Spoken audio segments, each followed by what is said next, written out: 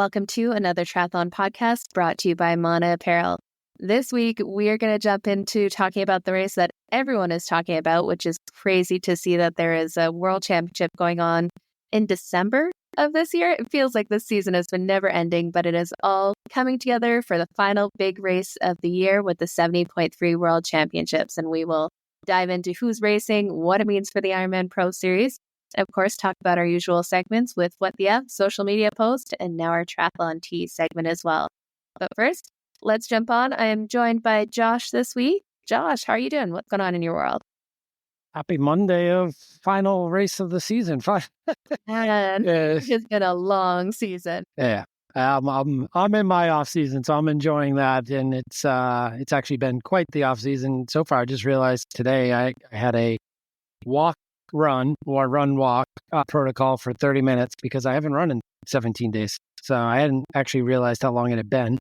But a lot of swimming, a lot of biking, as we've talked the last few episodes, and today was my first dibs back into some running, and got 3 miles in 30 minutes, so took it easy, but felt good, and we'll see how it responds tomorrow. That's kind of the true test, but the Achilles were kind of mostly 99% pain-free.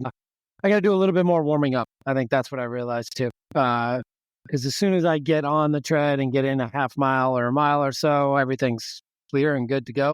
Just a little bit more of a better warm-up, and I should be good and really making Trump stretch. I'm an old man, so I got to take care of these things these days. But the strength was there. I was very surprised that the legs and the glutes and the adductors, everything kind of felt strong. And a lot of that's just from the biking and the strength work and even the swimming with the core and everything. So very happy with that in the last few weeks without running, and looking forward to the rest of the week. I got a big weekend at Peloton coming up with like 4 or 5 classes and long rides. Yeah, just 4 or 5 classes. Right. 75-minute ride with Mr. Wilpers, then a 60-minute run with Bex. And both of those classes, I booked the entire studios. 39 people that I'm bringing on the bikes, and then 16 people on the treadmills to celebrate everyone who did marathons this fall. So it'll be a really cool class and a really cool weekend, and just kind of community building and seeing people I haven't seen in a while. And then it's going to be focus on the spring races and really into no more deviating from the coach's plan. But this is my final weekend of telling her what I have to do. It'll be fun to get everyone together, though. So much of this training we do on our own by ourselves. I know I do 99.9% by myself. So there's just something different when you have that energy of everyone around you, and just a little bit easier to suffer when the people around you are suffering too. Exactly. And it's a long day too. I have like 75-minute ride at 7 a.m. and then a 60-minute run at 10 a.m. But you're in there and it's over before you know it when you're running with all these other people and riding with all these other people, and the coach is going nuts. We get to pick the music for the ride with Wilpers on his Saturday morning ride, and in our community, because we got the whole studio, the guy who does all of the song selections for him every Saturday let me pick the theme, and we went with Jock Jam. So it's going to be pretty lively for 75 minutes of some music you probably haven't heard in a while. Oh, that'll be a blast. Music definitely sets the tone. That's going to be so much fun. Good to hear that at least your first run went back, and hopefully everything holds up for the weekend so you can enjoy it and not be stressing. I'm excited and try and figure out what time we got to watch Taupo. So excited to finally end the season and then see some good racing. And we got 2 different days too, right? So I think the women are Friday like afternoon our time, somewhere in there in the US, and then the men on Saturday. So in the US, obviously Saturday, Sunday over there. Good for them to have their 2 days, and it seems like that's going to be the theme going forward. I've seen a lot of people posting stories and posts, and the ladies want their own day in Kona. So the debates and the politics have already started, for sure. Yeah, absolutely. No, it's going to be so good to watch. I've got a Christmas party I have to go to. I'm wondering if I can sneak off to try to watch the end of the races there to see what happens. Yeah, you and I both are going to have to figure this one out. Friday I've got covered, but maybe I'll make Janine drive down to New York. But Saturday is going to be a little different. Yeah. So how's your Ironman build going? Yeah, definitely. In between saving cats and all of the other stuff that you're doing, baking and winning like contests on TLC or whatever channel stuff. Man, that was a random adventure for sure. Yeah, I had my son's birthday this weekend and I bake once a year and go all like Pinterest on it and spend ridiculous amount of times making the cake. And then I'm totally burnt out on baking until his birthday comes around the following year. So it's my once a year adventure. That was, I think it took me like 6 hours to do this like game controller cake. One of those, is it cake? Is it You not pulled cake? it off. I mean, it was television worthy, I thought. Man, ordeal. Fondant's not easy. That was definitely adventure. I was more like mentally fatigued for my run afterward, for my run afterwards. So like, oh my God, just drained from trying to make this thing work. So that mental stress does, got it done, got the training done. Had, like you said, a random adventure where there was a cat stuck in my tree. So got to do some tree climbing, trying to get a bucket up to the cat to try to like lower it down in that. And after being in that tree for almost a day and a half, the cat decided to ignore the bucket altogether and the whole setup and just somehow got down out of the tree by itself. So you're just chilling up there for almost 2 days, just because in the Something middle of must the have tree. spooked it, and it didn't feel comfortable to come down until it's like, all right, screw this lady, I'm out of here. These people are going to keep bugging me, so I got to get it. No, it's an adventure. But yeah, training's been good. It's been doing things differently this year. I've mentioned it before, just tons of more heat training and trying to get those adaptations a little bit faster. And I'm doing Ironman Taiwan and really have no idea what to expect. There's no course up yet, so I don't know what that looks like. They say the temperatures will be in the 20s, but I was looking at some past race reports where it's like 34, which is, I think, approaching 100. So definitely banking on being prepared for anything with lots of hills, lots of heat, lots of crazy stuff. But this last week was more of a kind of recovery week-ish. Didn't do any crazy hills. Didn't do any insane heat. Well, okay, did some heat training, but nothing crazy like I was doing before. My long run was flat, not overdressed, just cruise. And Flat-ish. I thought I saw some incline in there too.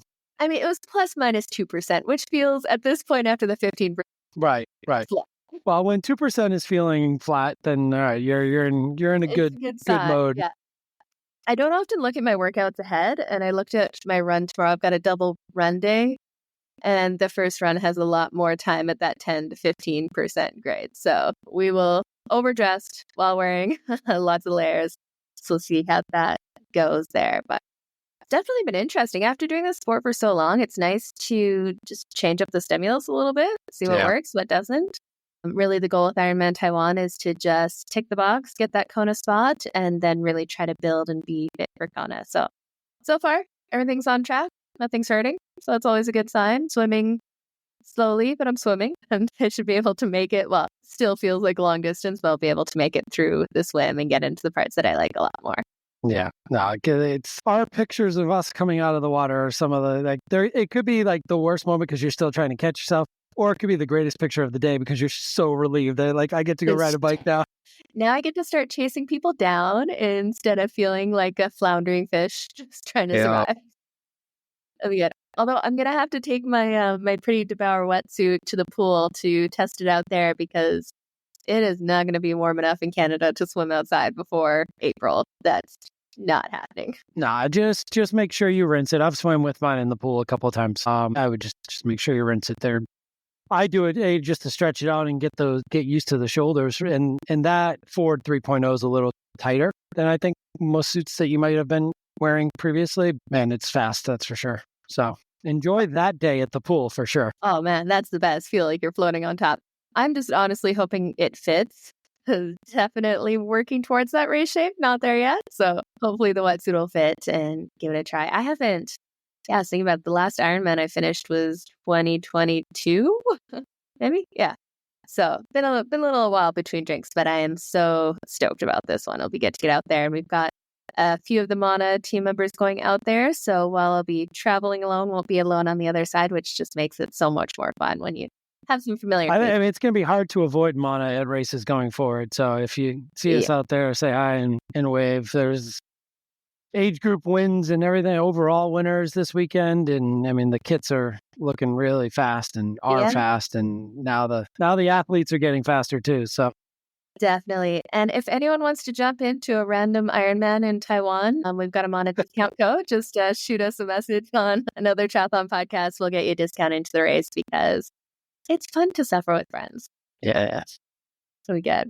Well, let's roll into it. What's going on this week? How about we'll get started with our usual segments and then we will go down into geeking out about the big race going on this weekend. Let's start off with you, Josh. You got your finger on the pulse of social media here when it comes to triathlon. What are you seeing? What should people pay attention to?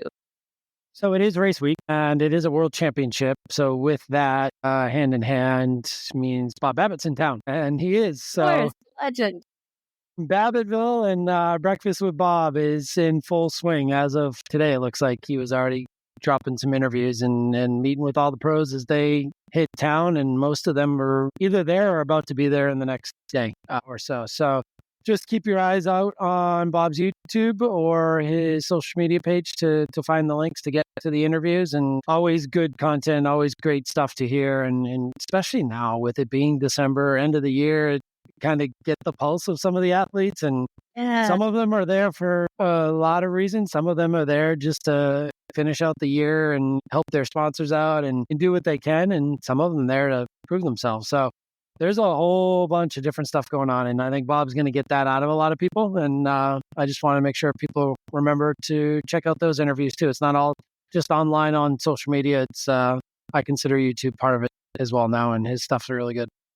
Yeah, he's got a lot more of those kind of longer form formats where it's like 20 to 30-minute interviews where you can really get some insight. And it'll be interesting to see. I know with the T100, with the grand final, looking at a lot of those interviews, you could tell who was tired and who was still kind of fired up and ready to go. And there's a surprising number of people who look tired at the T100 that are going to be out there on the weekend racing. So I'm curious to see how it goes, but we'll definitely dive more into that. And what was it, like 4 weeks in between?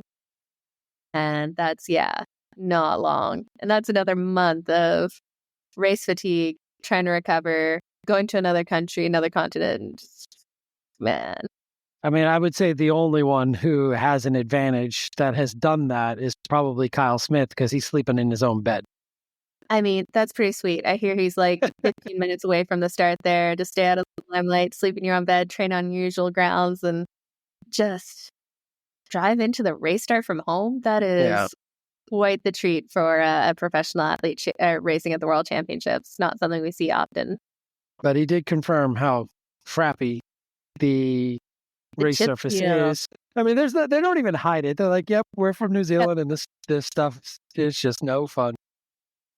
Yeah, I'm hearing a lot of feedback from the pros, like just the speeds are so much slower at any given power than what you expect. And that can definitely mess with people's heads a lot too when you're thinking, I'm putting out good power, and then you look down at the speed and it's way slower. That's when it starts to mess with, is my power meter low or my brakes rubbing? You start to get those little seeds of doubt. And I wonder if many, not so on the pro side, but the amateurs, if that'll really start to mess with their heads, because that's never a fun feeling, especially when you're already out there going hard.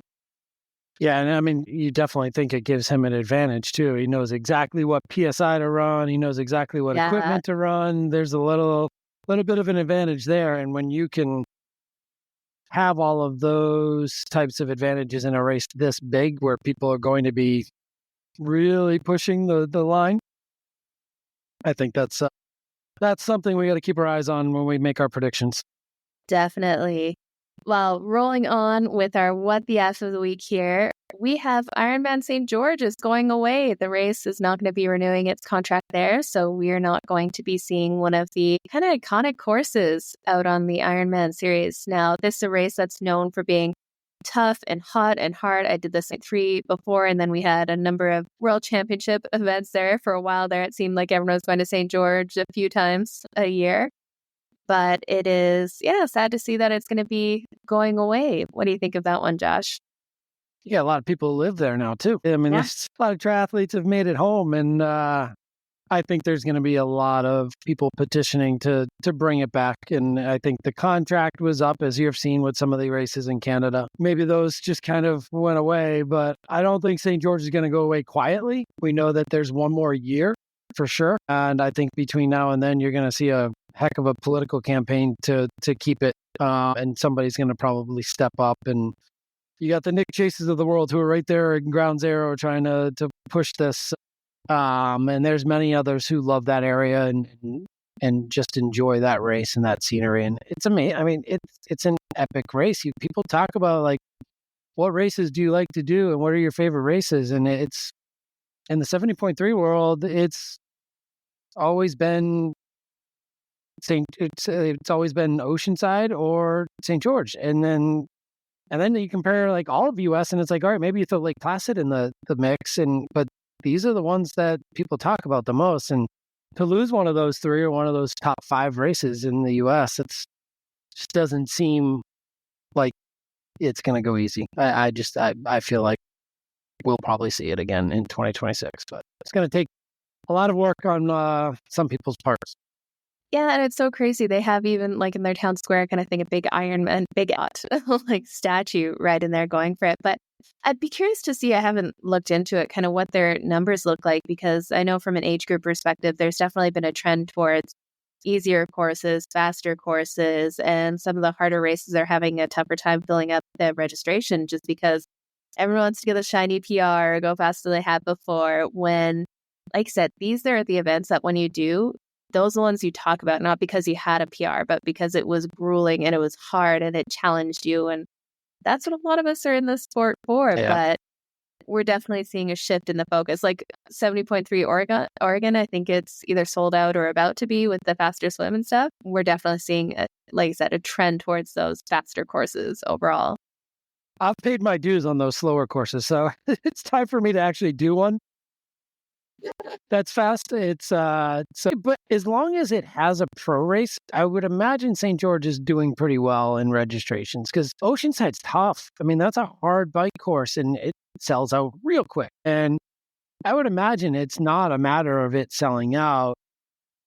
I think this is just a trend we're going to see in endurance sports overall, because everything I'm hearing from like events like TRE, the run event, and some of these other big conventions that are going right now, and just reading online in general on LinkedIn and other places, insurance costs are going through the roof. And a lot of these race directors and events that you know and love can't afford to do it. Or you look and it's like, wow, I thought I paid like $60 or $75 to go run that half marathon last year. And this year it's like $150, $200. Yeah. So I think a lot of it might have to do with that, finding the right person to step in and help out. I don't know all of the politics that go into keeping a dot race around in a location like that, but it's not unsuccessful. And that we for sure know. It's going to attract probably newer athletes and then the local athletes that love to just not have to get on a plane and fly. But it's going to attract newer athletes that want to tick a box saying, I did that course. And people that have been around long like you haven't done it are going to want to tick that box, and they're not chasing just the fast courses anymore. So to me, I just think that there's a whole bunch of factors that we don't know about yet, and I'm sure a lot of it will come out as people start to play those political campaigns. Yeah, and I'm curious to see if they have a resurgence of registrations, knowing that it may be the last one there. I know a lot of people, especially with the course in Penticton, were sad to see that race go, kind of not with a bang, but just with a whimper, with it being canceled, not happening, and people finding out that it was going to be moving over to Ottawa without any prior notice. So people, I would have signed up if I knew it was going to be the last year. And unfortunately, that doesn't help the race directors' numbers to be sustainable with a lot of, I would have signed up if I knew kind of situation. So curious to see if we see a big boom in registrations, knowing that it might be the last time that it happens there. Yeah, that course just really, that run is just mean. You got to transit T2 and it's just up. You're like, come on. I mean, it's hard to watch. I have not been there. I've not raced it, but I've seen it. And it looks brutal. It is a But it looks fun. I mean, it's got a good crowd. It's got a great atmosphere. So it's nice hard to lose a race like that. It's kind of that Kona feel where you can stay kind of close by and people are around and stuff. Yeah. Hopefully see it back. Well, let's move into the triathlon tea to see what's going on. And I think the most appropriate topic for this first one here is what is going on with the Norwegians at the moment. We're getting gossip and conflicting reports from sources all over the place. Josh done a bit of a dive into this. And we keep hearing, is Olaf out? Are they not being coached by him? Are they still best buddies? Or is he going to be moving on to the cycling world? Or is he still coaching them on the side? Sounds like you were doing some looking into this beforehand.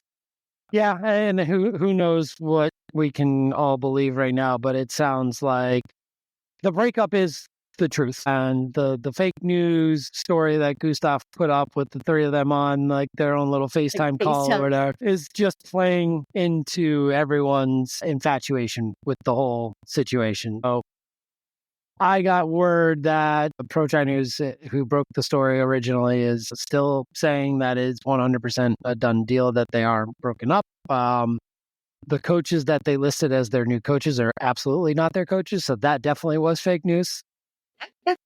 Great play on words, Kyle. But it is interesting that they are playing along with this. It kind of just goes with their MO. They're a bunch of kids just having fun at the same time.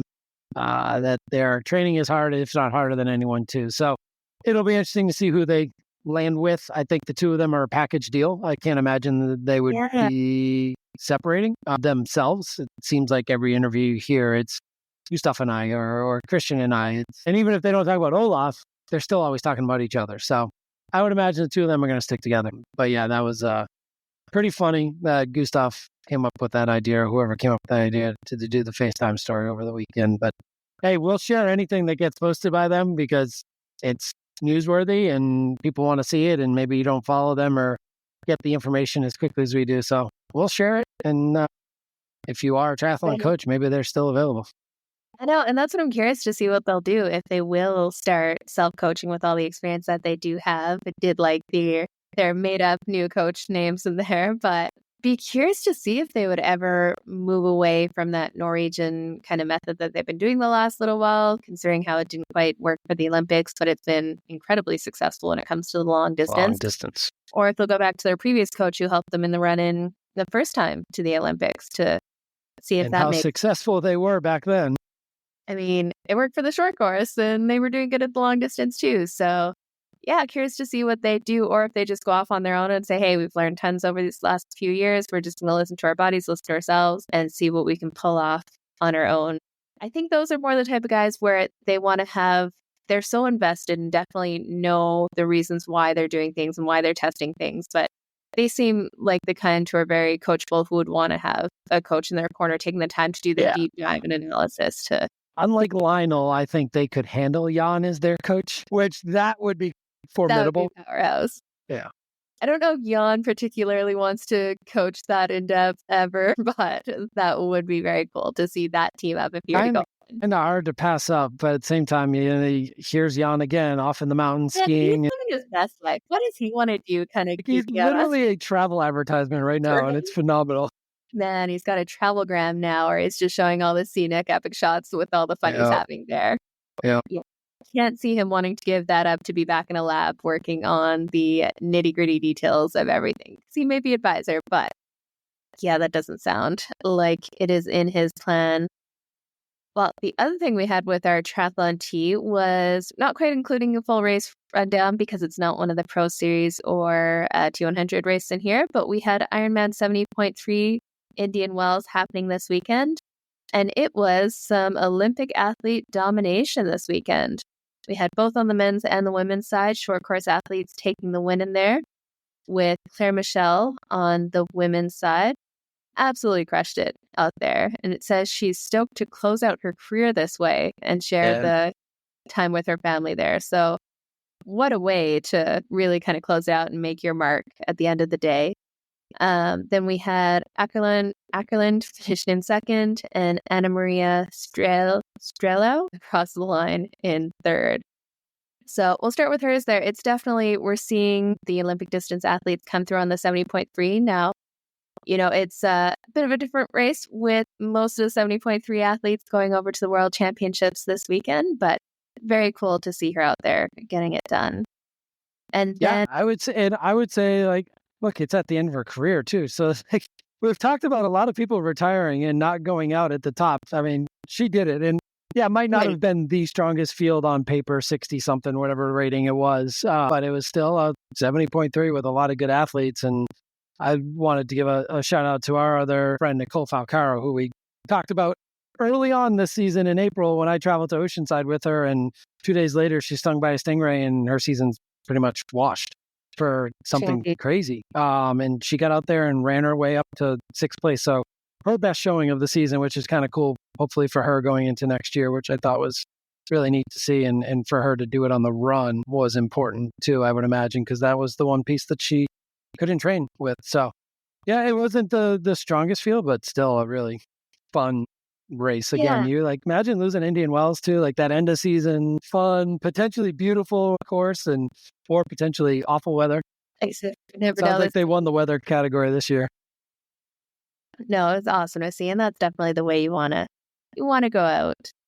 And then on the men's side, we had Morgan Pearson doing his 70.3 debut, and not too shabby one at that, taking the overall win after having a flat tire. So talk about getting it done on the day, and it's pretty cool. He has a pair of Olympic silver medals from Tokyo and Paris in the mixed relay. So this guy definitely knows speed at the short course. It'll be fun to see what he can do a lot more at the middle distance as he's going through here. Luckily, they had some support on course so he could get a wheel swapped out instead of some unfortunate situations we've seen throughout races this year. And pretty quickly, too, because I think he was in the lead pack coming out of the swim, which, I mean, so he was right there in the thick of it, got to the front of the race and flatted, just not even probably over 40 miles, I think is what he said. Was able to get back in with the chase group and come in at T2 with the chase group. So we know the chase group's usually not too far back, and we know Morgan can run some crazy half marathons, which she's dabbing into and like running as standalones now as well. So he got to the lead and got a good minute gap and pulled down the race. Like he just like, all right, I got another race to get ready for. I have a half marathon to train for. Let me pull it back a little bit, and still coasted to like a minute and 45-second win over another short course Olympian hopeful Matt McElroy too. So who's already had some 70.3 podiums. He did well at Maine as well too, I think, and some other races. So, but Morgan, for only a few weeks on the TT bike and showing up in Indian Wells and having a good swim and a good bike, we know what he can do on the run if he has good days there. So yeah, absolutely. We'll see. Is he another 70.3 player? I think you get the 70.3 bug and you're like, wow, this could be fun. I'm not killing myself in an hour and a half, 2 hours like they're used to. Okay.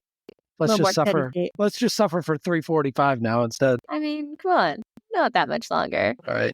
And then rounding out the podium, we had Lewis Woodgate in 3rd place there. But yeah, kudos to him for learning something that takes a lot of athletes a long time to learn is you don't have to win by 10 minutes. If you win by a minute, you're still the winner in there. It's cool to see he had enough of a buffer there. Unless you're doing the Ironman Pro Series, then yes, every second counts. But that's not the case here. Take the win, and she got the gap and cruising on home. How about Bart Airnotes too? Like I couldn't believe I saw. I was like, wait, what's he doing up front? He just won an Ironman. Man, the way they're turning around in some of these races, just it's that long to short. That is a tough come down with an Ironman. For a young athlete, let alone a 40-year-old. Right? Just racing off whatever fitness they have left so they can take advantage of it before they shut it down for the year.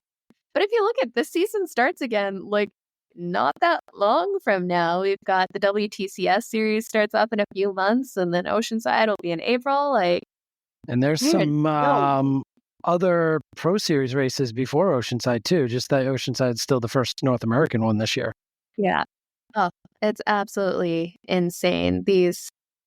I'll be curious to see the impact of that with so little downtime between races. If athletes kind of, do the Sam Long and race through all of them from Pucon in January to Dubai at the end of the year, or if they take some downtime in between and kind of pick and choose their races, because you could really race year round, like easily. It's like January, Pucon, jump into that. You're off and rolling again. And think about the T100 is going to add races. So, and if they had the series they wanted this year, that already meant Oman and then Dubai, whatever one, it still would have put a 2-week gap between the last race, the grand final, and 70.3 Worlds. So now you're talking, okay, well, there goes Kyle Smith's gone, because, I mean, he didn't plan on doing the T100. He just got that wild card slot, and he's like, full send in Singapore. May as And then he well. does well in San Francisco. He's like, well, I guess I got to go to Dubai and go to all these other races now and do that too. So there's always going to be people that are in one series or the other, get an opportunity, take advantage of it, and then have to adjust their schedules and then make Absolutely. decisions. It's crazy to see. Well, let's use that to jump off into our 70.3 rundown and predictions in here. It sounds like Taupo is going to be, first off, I'm probably saying it entirely wrong. I've heard Taupo, Taupo. Topa. Toepaw. I think that's the majority that I've seen. Taupo.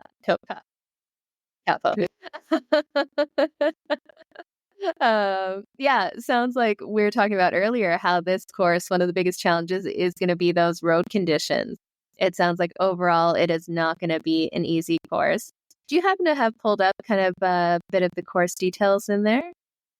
I don't. I just have the standings pulled up, but we can pull up the course details. I know, obviously, with the lake swim, the Great Lake Taupo, very historic area in its own right, but I don't have the bike. Yeah, from what I'm getting all around is it's just kind of not flat all around. And like we mentioned earlier, that chip seal and the road conditions are definitely going to be something that's going to have to be reckoned with. When you have that rolling resistance is so significantly increased where you're losing a lot of speed. Like I said, I think that'll mess with a lot of age groupers, especially expecting their power output to yield a certain speed, especially if they're over in Kona early in the year where it is like smooth, beautiful pavement. It's going to be a shock to the system going to something like Opa with it just sounds weird coming out of my mouth that way. It's not what I would expect it to be, but again, we don't live there, and I'm gonna just kind of try and do it correctly. It's a rolling course. On the bike profile, you're looking at anywhere from 200 meters in altitude up to 400, so about 200 meters of climbing at any one point, and then anywhere in between there, with, I believe, 2 loops. Let me just double check on that. Yeah, it'll definitely keep people working. And if it is 2 loops, that's when we start to get into some interesting dynamics with the age groupers potentially. Yeah, 2 loops. Yeah. That'll be interesting because we definitely have seen some issues in the past with the age group field, especially on the slower side coming through when the pros are moving significantly faster than the age groupers that they're going to catch at that point. So hopefully we're able to see a clean race and that doesn't actually affect it at all. Yeah, and the run's pretty flat coming off of that. So I think we all know it's going to come down to the run, especially with some of these short course guys in it too, that probably have the lead coming off the bike or near the front. And how long can they hold a half marathon as opposed to a 10K, as we've seen. So we know some of them are capable of it. It's a pretty flat run right along the lake. So pretty epic, scenic run as well. Definitely be some good pictures that come out of it. Well, let's get started with the women's side. We'll kind of run down a few of the top names that we're going to see out there on the race course. We've got Taylor Knibb, Kat Matthews, Imogen Simmons, Paula Finley, Ashley Gentle, Ellie Selthouse, Julie Duran, Jackie Herring, Maya Stage Nielsen, Danielle Lewis, Alice Alberts, Lottie Wilms, Hannah Berry, Els Visser, Caroline Pohl, and a whole lot of other incredible women on this start course here. There's definitely a few that we can see come through. But really, the interesting part is we saw a number of these names racing just 4 weeks ago at T100 Dubai, and some of them were looking pretty tired in Dubai. I'm curious to see how they'll turn around and come out at the 70.3 course in here.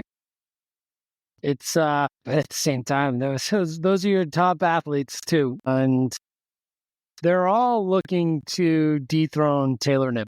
And so regardless of the Pro Series racers, and then I think that's pretty well settled as we've discussed in the past. Pat Matthews just has to finish within like 34 minutes of the leader. Yeah. And she wins the Pro Series. Jackie Herring can't fall any further than 3rd overall in the Pro Series. And then it just really comes down to her and Lottie for 2nd or 3rd. And then obviously there's going to be a lot of fluctuation between 4th and 10th and in other areas there. But it comes down to the actual race results for this weekend.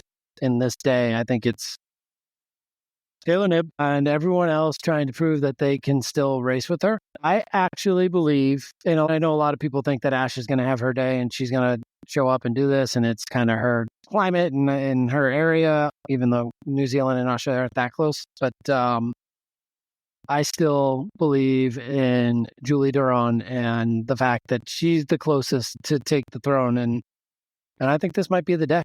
I think this might be the time that she gets to get out front and pass her on the run. Yeah, and the interesting part here, so a couple things. We're not going to have the insane conditions of Dubai.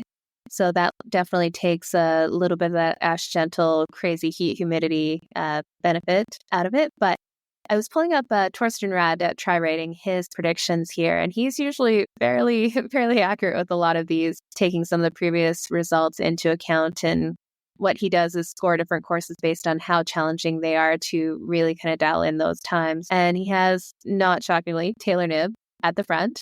And he's predicting her winning by 5.5 minutes. So he's got her at a 4:02 with a 2:15 bike compared to the next fastest being 2:21. So definitely thinking that the bike is going to be where she pulls in most of the time.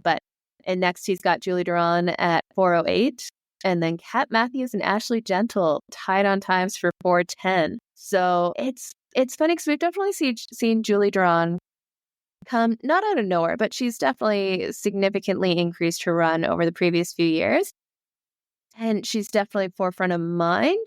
But I think triathletes have a short memory. Like Ashley Gentle has just been so consistent with her runs over time. So, well, if she hadn't had that falter with the nutrition in Dubai, she would have been minutes ahead of Julie coming off. And this just gives her more time to run and more time to make up time on Taylor Knibb if she doesn't have any issues. Because we saw how she held on to Taylor Knibb and stayed within a distance of her at Dubai on the bike, which is something we haven't seen before. And now she's really going after it with a bike-focused coach. So be curious to see if they've been able to make any improvements. It's not a lot of time between when she started working with her coach or her new coach and doing this, but I think just more time on land is never a bad thing for her. More time on the run is never a bad thing for Ash Gentle.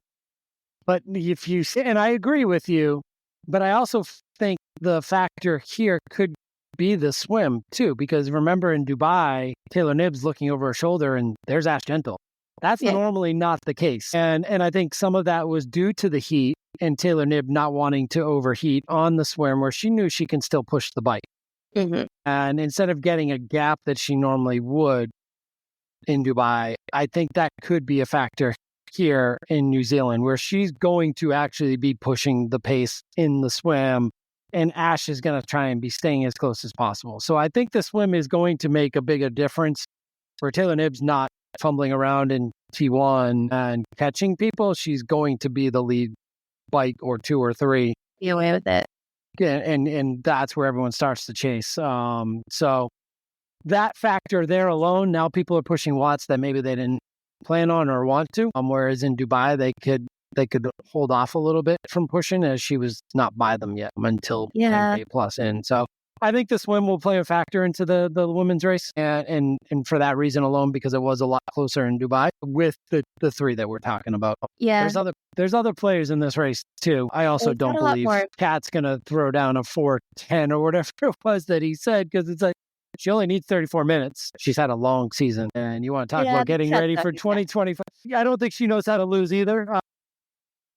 She doesn't know how to not go ahead. Most people there don't know how to take the throttle and loosen it up, but I still think she'll know where she's at. And you got a couple loops on the run and it's right there on the water, and there's going to be plenty of people telling her where she's at, and you might see her run some slower splits coming in.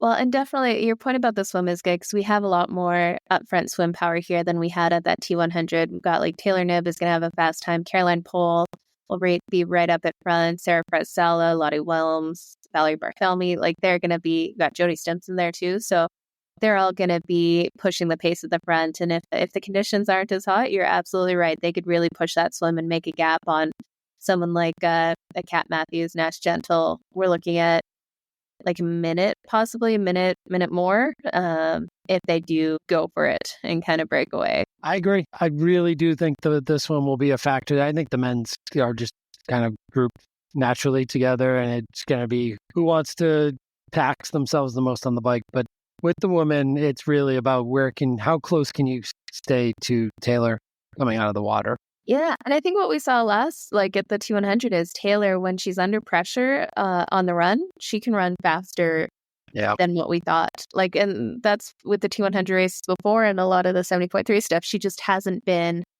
pushed because she's had such a massive, insane gap there. So and if she does win this, do we actually see some emotion and like reaction? Do we see like the slamming of the tape? Do we see a mic drop or anything? Like, because everyone's coming for her at this race, more so than any race ever before, I believe. Absolutely.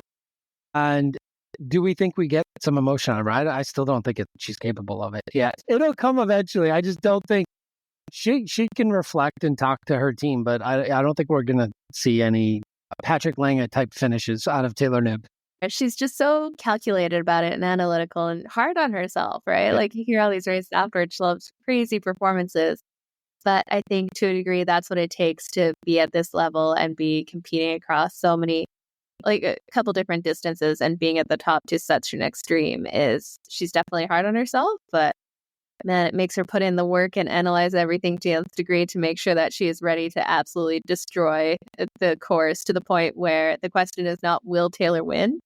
Will anyone come close? That's more the question.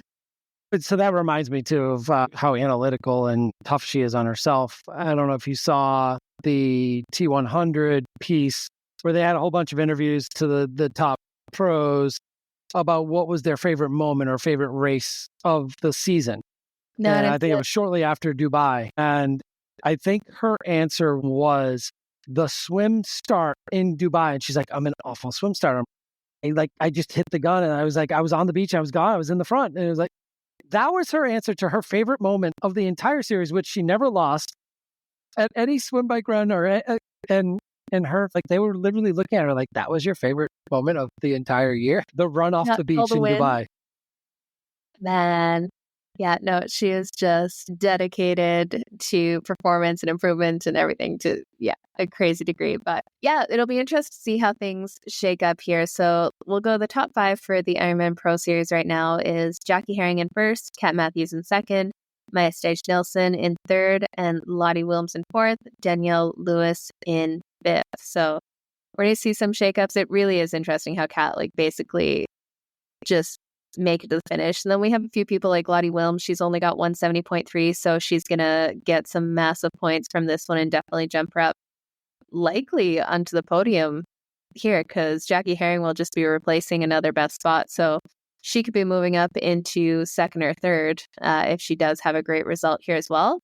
And then I think we also have Hannah Berry, kind of the same situation. She's only 500 points so she can't get to third. That's where Jackie can drop to third, but I think with the 3,000 max points, so even if Hannah Berry won, she would still be short of Jackie Herring in third. So I think Hannah could get to fourth with a win or a really solid outing, but that's the best she could do. Whereas Lottie, with the extra 70.3, she's close enough where she's going to jump Maya Stage-Nielsen, no matter what, right? But Hannah Berry has got a little bit work to do to get just to fourth. Yeah, get into that top 5 there. And you know what, I really, like we were talking about last week, and I really hope they dive into some of these calculations on course, give us some virtual rankings depending on where people are on the course, what it's going to mean for the Pro Series, and have some of that analysis. Because I will say that is something T100 did very, very well in this last race, was doing that Tour de France style virtual rankings as it is right now. Here's who's going to win the series, who's on top, what the points differences are. And it would be just fun to have them do that during the Ironman series and just give us some more data to geek out on, because when you're watching these races afterwards, you can't exactly follow along in the same way. So if they can give us information on screen, it'd be a lot more fun and something to fill the time so that they're not saying the same thing over and over and over again for 3.5 hours. All they have to do is listen to our podcast, listen to PTN, listen to Bob Babbitt. We're going to give you all of the information you need for this weekend. So tune in. Yeah, share this with them, please. There we go. Oh, man. Well, okay. Let's dive into the men's side of things, because we definitely have some interesting implications from this race on the men's side. But we'll get started with the start list here. The start list is crazy. I mean, you want to talk about firepower. Right? Absolutely insane. Okay, so we got Rico Bogan, Matthias Margier, Yuri Kulin, Mark Dubrick, Josh Amberger, Hayden Wild, Leo Berger, Matt Hansen, Matthew Marquardt, Gregory Barnaby, Christian Hogenhout, Kyle Smith, Casper Stornes, Brendan Curry, Jason West, Yelly Geens. We have got a whole crazy list of talented athletes that we've seen performing across the 70.3 and the T100 series here. It is going to be the battle of the short course athletes versus the 70.3 athletes versus the Ironman athletes. It is going to be absolutely crazy to see who comes out on top. But what are your thoughts going into this one? It's going to be interesting with those dynamics that you talk about, and the broadcast cover it. Because we've talked about this before. I mean, we've had other races where you're going to have two different stories going on. You're going to have what we believe to be the front of the race and what we believe to be the season series race as well. The simplest would be for Ironman in the broadcast would be if Matthew Marquardt goes to the front and wins, because that's all he's really got to do. Or if Barnaby goes to the front and wins. Those are locks. I think Marquardt has to win by just like over a second, whereas Barnaby wins, he's in. Like they're that close. They're like a second or so apart, even though Marquardt's 8th. But they're Ironman distance athletes. And Barnaby has done a 70.3, so he was ready for that. Marquardt's been training for 70.3, amongst everything else that he does in his life and world and saving people. And raising money and doing everything else. But I just, like I said 3 weeks ago, I mean, Barnaby surprised me and went to the front and took the race. I don't think they can do that here with the likes of Hayden Wild and Leo Berger. And it's going to come down to, you got to finish the race. And even if Barnaby doesn't finish the race, there's still a chance he wins the Pro Series if these other guys finish like 4 minutes or 8 minutes back behind him. So that I don't see. I don't see Matthew Marquardt finishing 8 minutes behind the leader. So I think he can get, if Barnaby has to DNF, that gives Marquardt a way in. But I just don't see Marquardt 8 minutes back in a 70.3. We've seen him break down on an Ironman run. Mm-hmm. But you want to talk about somebody who can push the bike with anyone? I would imagine he's going to be leading coming into T2. He should be. He should definitely have one of the fastest bike splits for sure. And that's where it's really interesting, because we definitely do have that Ironman Pro Series, but then the race in here. So it's going to be a race within a race, which has been said 100 million times, has become absolutely cliche here. But we have these short course athletes coming over to the 70.3 worlds that we haven't really seen race against the bigger names or race in any kind of event with this kind of quality and depth. We've got the Yelly Geens, Hayden Wild. We've got Leo Berger is going to be there. Stabley. They haven't been to some of these big 70.3 races. A lot of them have done 70.3s, but not a lot have done like the Ironman Pro Series ones. They haven't done 70.3 worlds. It's going to change. They haven't done Kona. They haven't done Dubai. Kona, that's a big one. Yeah. That's going to change up the dynamic completely, because they finished the Olympics and went, okay, boom, this is the next big goal. And haven't had their attention divided or done that race and recover and up and down and everything. Yeah, I mean, these other athletes that we're talking about, Barnaby, Hogenhaug, and Marquardt, have a lot of miles on them. And that's the reason why they are here. And we're talking about them. And think about this, too. I mean, Barnaby did his, I think it was T100 Miami that he started out the season with and had a broken rib. Yeah, that's crazy. And then so couldn't do Texas and all that. So there's Texas gone. It's like, and here we are, the guy who didn't even do Texas is leading the Ironman Pro Series with a very good cushion and only has to pay attention to two other guys, really. So that's pretty impressive. So if you have a bad start to your season, there's still a way to get to the end, too. But Marquardt and all these guys have a lot of miles on them this year, and that is another advantage that these guys have. So I can see you're like, can Marquardt stay within 8 minutes? I think he can, because he's a front pack swimmer. Yeah. And he's one of the top bikers out there. And so for 43 miles or 56 plus miles, 60 miles, he's going to be with these guys. And then you get into the rest of that half marathon, we'll see where he's at. But I don't know if he can run low 5 minute pace on a half marathon with these guys, but he might have a big enough lead coming in at T2 on the other Yelly Geens and Hayden Wilds and Leo Bergers that we're talking about. Because I just don't know if he wants to push Watts, he's gonna push. But yeah, like you said, we haven't seen these other guys in these big races with this dynamic, and they haven't been pushed. Like that's the thing too. Like we haven't seen some of these really solid Olympic distance athletes coming over be pushed in some of these races too. So averaging 350 watts for 2 hours. Right. And that's the question. Will, if they're actually being pushed, have a big group around them when some of the other races they have, been off the front and knew that they could run everyone down. If they have people around them, how will they respond to that? Will they maybe push that bike a little bit too hard? We saw Kona absolutely explode on the men's race because they all tried to stick together on the bike, and it was just who's going to survive to the finish at the end. Are we going to see something like that on this course? Because there is a whole lot of kind of swim bike power at the front of this when you do have those short course athletes. But some of them haven't put in the time on the TT bike. So who knows if we see some back issues or cramping up because they haven't been able to spend that time down there. Yeah. And I worry about somebody like Hayden Wild. Like we've seen him have some pretty awful swims. And that for him has always been a factor. And but short course, we know that's a little harder because you can't get because of the drafting and all of that and the dynamic there. And I still think it's a factor here in the Ironman 70.3 distance too, because if he's got to push those extra watts on the bike and ride solo or ride with a smaller chase pack, you don't want to be that far behind a Mark Watt. I think his swimming has come along, and I think he's had some really good swims. So I don't think it will necessarily be a factor, but I think if there's somebody who could have a bad day in the water, it's Hayden Wild, who we could still see win this race. Yeah, honestly, I think he's going to come out front pack with that. With how many guys are up at the front there that are kind of so close in swim ability, and he's a bad swimmer. Well, not a bad swimmer. He's not a front pack swimmer in Olympic distance all the time, but he sometimes is. Pretty much equates to 70.3. You're probably going to be a front swimmer in there.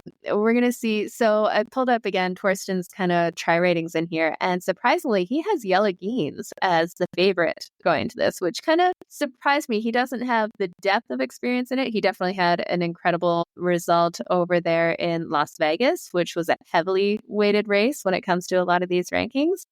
But I can't go past Hayden Wild.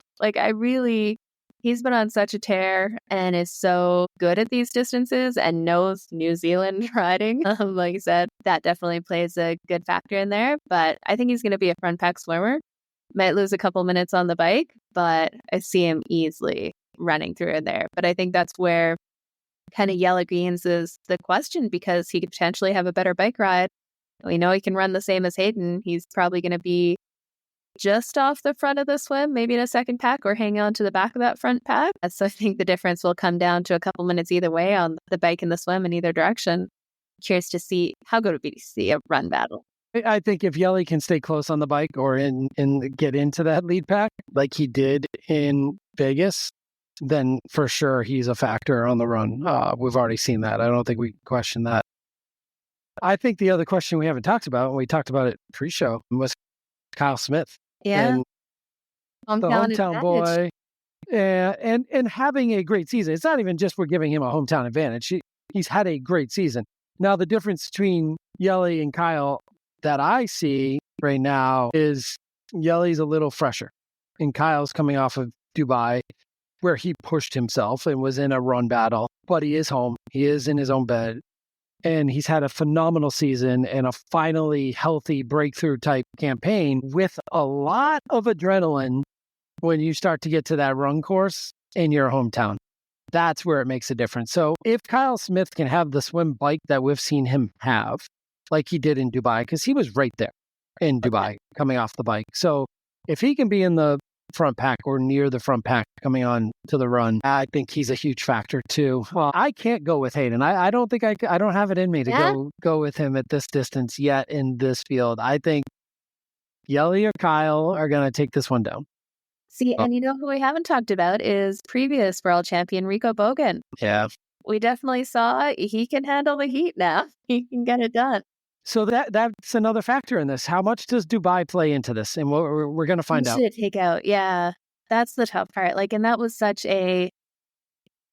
the conditions were so significant that makes a big difference. Going to the well when you're in that kind of heat in a world championship level race is something different than doing another 70.3 or. Right. And you've talked about this, like what Martin did and going and racing an Ironman directly after. You might not have had that whole onset of the aftermath of doing a race in that type of conditions.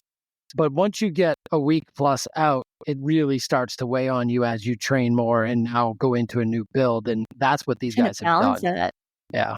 Yeah, that's the hard part, trying to balance that recovery while not losing a ton of fitness. And just really that central governor thing too, when you're going that hard in that kind of heat mentally, that takes a few matches. That really will burn a few, and that's hard to come back from there. So, and then we also have someone who we haven't talked about is Kasper Stornes, the Norwegian. He's definitely been up at the front, and he's such a solid kind of all-arounder there. Might lose a little bit of time on the bike, but the guy can swim, the guy can run with the best of them in there. He's going to be in the mix.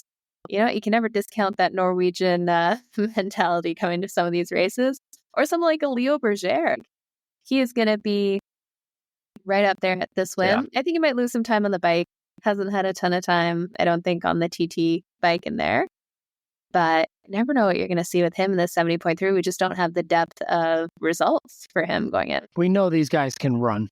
And that's so where do they get off the bike is the biggest question. And they're definitely fresher than a lot of these other athletes that we're talking about that have been in the Ironman T100 world all year. Just if they put in the time on the TT bike to be able to put out a steady state effort for a prolonged period of time without cramping up or having some issues there. Yeah.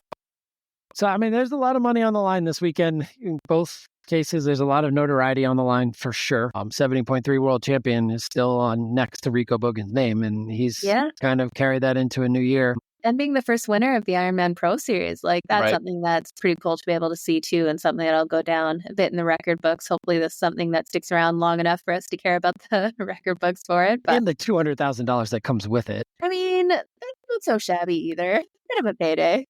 But we've talked about other people jumping into the top 10. I mean, it goes from 200,000 down to 10,000 for 10th place. And then everything after that, 20 or 11 through 50, I think is like $5,000 each. So 10 grand up if you can get into the top 10. And that's significant money for a lot of these athletes and cover a lot of the travel that they need to do to compete and be in the Pro Series, right? That's one of the biggest expenses they have is the travel expenses and getting to a lot of these races and getting their bikes to these places. A lot of their stuff's taken care of. A lot of their gear is given to them, but the actual travel and stuff like that, and you're talking like we talked about 2 weeks in Kona for some of these sponsors. Well, a week and a half, 2 weeks in New Zealand is not chump change. It's why Jenna's not there at the last minute. Yeah, I wish. But we had Lionel Sanders who was debating coming down or not because of the cost. Like before he had his crash, he was debating coming down or not for the crash. And that is such a bummer not to see him at this race because he is so good at 70.3. Like he is so good outside of the 70.3 World Championships. And it'd be fun to see him kind of crack that and have a good result. I was looking at last year's results, and it's funny, on the women's side, I would not be surprised to see the same results again. On the men's side, I would be shocked. So if you don't remember last year, we had Taylor Knibb win, Kat Matthews in second, and Imogen Simmons in third. So I would not be surprised by any method. Imogen Simmons is so strong on the bike. She could definitely get some time in there. See if she can hold on the run. But she's been training with Kyle Smith too. So yeah, that doesn't hurt either. It seems like they're in a good training group. But on the men's side, we had Rico Bogan in first, Frederick Punk in second, and Jan Stratman in third. So I don't think we're going to see a redo there. But it seems this year is so much stronger just because we had the Olympics this year. So many of these short course athletes were all in and trying to get Olympic points in qualifications. So we didn't see them, and they're going to, whether they win or not, absolutely have an effect on the race and how it all goes down. I agree. And it's, I can't wait to find a way to watch it all. Yeah, definitely. Well, let's make some predictions in here going into the race. I forgot about Imogen too. Yeah, right? She She has such a solid bike. It's just a case of hang in on that run. Solid, like she'll be right at the front on the swim. Should be good. So the top 5 or so in the female race is probably going to come out of Dubai as well. Like they're all, right? They were all at Dubai. Yeah. If So you think kind of about got Taylor, Taylor Knibb, Julie, Ron, Ash, Kate Matthews, Ash, Kat, Paula. is Imogen. Imogen is, yeah. How are they like? And so with that said, we might see some upsets if we're talking about the way we're talking on the men's side. No, true. Seeing how deep they had to go there, and how they recovered from that travel too, because that is not easy travel for almost anyone, really. Yeah. Let's go podium. Who do you think will be on the podium in the women's side here? And it's a tough one. Julie, Ash, Taylor. Taylor hobbles in with the somehow she bonks on the run. Something goes wrong. Maybe there's a mechanical on the. Hey, no, we haven't even talked about mechanicals. We haven't talked about penalties for littering or anything that could go wrong with all the bumps that they got to ride through. So that's a good point. Yeah, there is a factor there in knowing how to tie everything down and making sure you're not getting. I mean, they're all pieces of the game, and that could be a factor. So I'm not going to play off of that, but I think this is the day that Taylor Knibb does get caught, and it will be Julie Duran, and Ash finishes second again. So we've now got a new 3-headed beast of Julie, and Ash, and Taylor Knibb. I think Kat would normally be in this if this was a little bit more competitive for her, and she needed to be in the top 5 to win the Pro Series. I think you would see Kat in this. It's so hard to turn that engine on when you know you have $200,000 waiting for you just by getting to the finish line, literally, with it 34. I mean, she can finish inside of 30 minutes of Taylor Knibb or whoever wins this, Julie Duran. I was going to say the same names, but I'm going to mix it up a little bit. I think Taylor Knibb still takes it. I think Ash Gentle is going to be there till the bitter end. And let's go Kat Matthews holds on for a third in there. Just because she won't be satisfied with just winning the Pro Series. And she can have a great bike. Man, I think what she's proven is her resiliency over these races. Even like going in tired racing week after week after week, she's still right there. Like you just can't shake her. And her swim has come a long way too. Yeah, absolutely. She should be, around that Ash Gentle kind of level in there. If she has a good swim, which would be good. I want to call it Paula Findlay, but she just seems like her head's just not quite in it at this. I know it sounds like she was kind of sick going into Dubai and wasn't feeling 100%, but I don't, not seeing that excitement. I just haven't seen her flip a switch all year.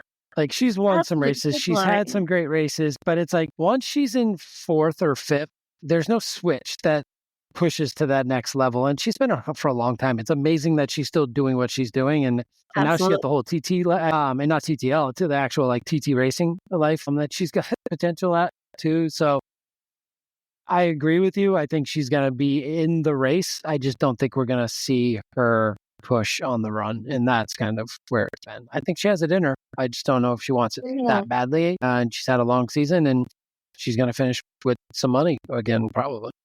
Yeah, definitely. Press a couple. Okay, on the men's side, what do you think we're going to see happen here?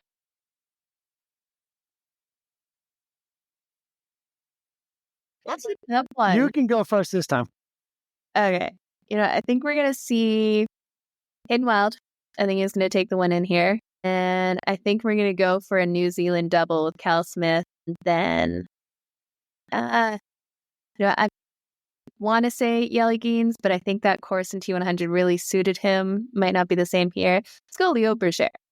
I think he's just so familiar racing with Hayden, being at the front there, that, so he could have a good day out there at the 70.3 and really make it bang. All right. I'm going to change up my thought here. I think I've seen Marquardt's been there for a while. And I think, and there's nobody smarter than him in this industry. And I really think $200,000 for him would mean a boatload of potential for his future, because he doesn't want to give up on his future of studying and research and saving lives. So that's huge for him. And I can't even imagine how much of that he would actually donate on top of that. But I think Kyle Smith is going to take the top step. But Marquardt's going to be there, and Kyle's going to get him towards the end. So as we've seen Marquardt in the past take the lead into the run, and all of a sudden that left arm or that right arm starts to flail a little bit more, which I start to see more and more in runners in general. Like it's like the Marquardt is getting more popular. Yeah. But I think Marquardt will hold on for second, and Hayden and Leo will be battling out for the third spot. And I don't think Barnaby and the rest of them get close enough, and Marquardt takes down the season series. Ooh, big shout there. From 8th place to 1st in the last day. Right? That would be an epic jump. And I don't think it's quite at the podium that Ironman was expecting going into it, but there's almost a little bit poetic that Patrick Lange is not going to win this series, not being at the race. That'd be a little bit anticlimactic, like skipping one of the world championships and still winning the series. Overall, doesn't quite have the same. And he's not going to be in the hot seat that we wanted. I know, waiting at the finish line. It'd be fun to have a Tour de France hot seat, watching the race go down. But I think Marquardt's going to be close enough to hold on for the overall. I think that, and this is the difference between the men's race and the women's race. Kat doesn't have to. No. Marquardt and Barnaby and Hogan, they got a red line. Full gas. And I think being Ironman athletes, they will have that capability. And the fact that Marquardt did not race 2 weeks ago is going to be the difference. See, I almost wonder if they're not at the front because they're just watching each other. Like kind of once they kind of come with him, because they need like a second. Yeah, but Marquardt needs a lot more than that to jump to the top. Yeah, to get to the top of the series in there. So now you're talking 85,000 or 200,000. The same conversation that we had about Patrick Lange. How bad does Marquardt want that jump? Because he did show up. Don't see that happening, but it'd be fun to see that go to. I hope that they show, if they're not at the front and Marquardt and Barnaby are kind of racing each other, I hope we see some of that. Because that would be an absolute shame if they are just kind of watching each other and like playing off of one another if we don't see any of it until the end of the race. I don't think you're going to see the high five from Barnaby to Hogenhog that we saw a couple weeks ago. But it will be nice to see on the run. Absolutely. Well, I think that is us for tonight. We are going to be watching all of the social media and interviews and everything going in to see where everyone's head is at, because there is an epic race going on this weekend. Definitely check out some of those ones Josh mentioned, especially Babbitt Bill. He gets all of the insight, and we'll just see. Maybe that's where Fede was. Fede's doing his breakfast with Bob. That's why he couldn't join us tonight. There we go. A little late for breakfast. I mean, it's a good day if you're having breakfast. Yeah. No, he's enjoying everything that's in New Zealand and getting his head in the game for race day. So we wish him absolutely all the best out there on this weekend too, because he has had a tough start to the season, but we're ready to see him rip it this weekend and have some fun. Huge day for all the age groupers too, who haven't had as long of a season as some of these other pros for sure. But they're there and they're ready to go for the World Championships too. Absolutely. Well, we will break it all down next week and go through everything that happened. Until then, definitely give us a follow on social media at Another Triathlon Podcast. And we've got everything on YouTube now if you want to see us chatting about everything. And we got a whole new class of triathletes coming in for next season, signing up for their first races. Shoot our link to them. Absolutely. Well, have a great night, Josh, and we'll see you next week. It's good. See you guys.